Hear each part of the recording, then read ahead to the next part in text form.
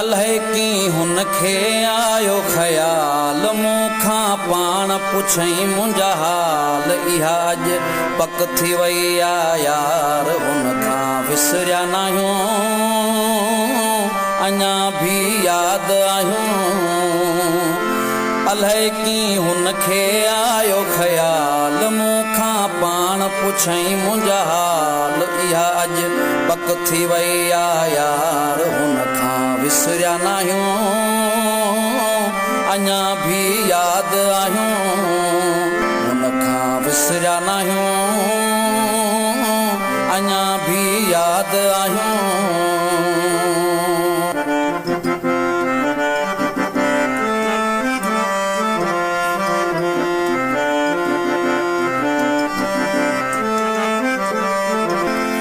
सालन खां सिक जंहिंजी हुई सो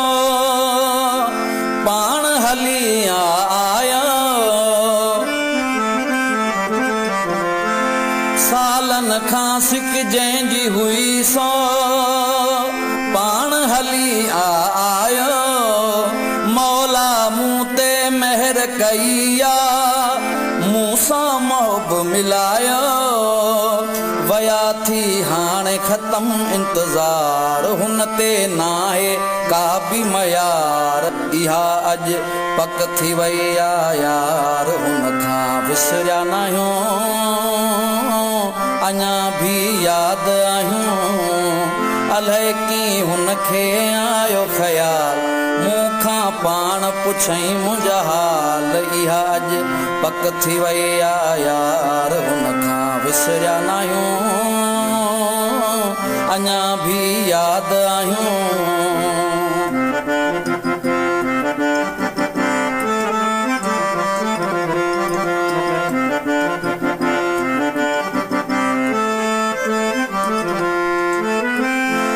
माण्हू मूंखे ईअं चवंदा हुआ कोन हू तुंहिंजो थींदो माण्हू मूंखे ईअं चवंदा हुआ कोन हू तुंहिंजो थींदो तूं पियो अजायो हुन लारोई कोन हू मोटी ईंदो ओ बेड़ा मुंहिंजा थी विया पार पाण मुंहिंजी लधई अची सार इहा अॼु पक थी वई आहे यार हुनखां विसरिया नाहियूं अञा भी यादि आहियूं।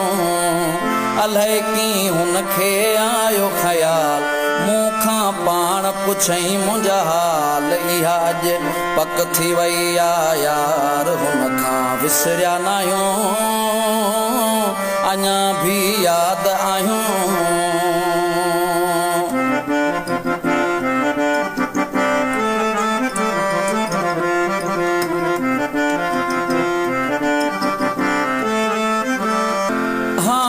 तोसां मुंहिंजी हमेशा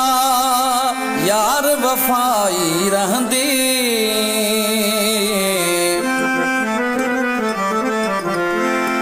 हाणे तोसां मुंहिंजी हमेशा यार वफ़ाई रहंदी कोन शरीफ़ ओठा तोखां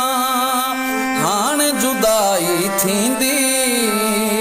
भली केर छा बचवे मन ठार मुंहिंजो तो ते आहे एतबार इहा अॼु पक थी वई आहे यार हुनखां विसरिया नाहियूं अञा भी यादि आहियूं। अलाए की हुनखे आयो ख़याल मूंखां पाण पुछई मुंहिंजा हाल इहा अॼु पक थी वई आहे यार हुनखां विसरिया नाहियूं अञा भी यादि आहियूं हुनखां विसरिया नाहियूं अञा भी यादि आहियूं।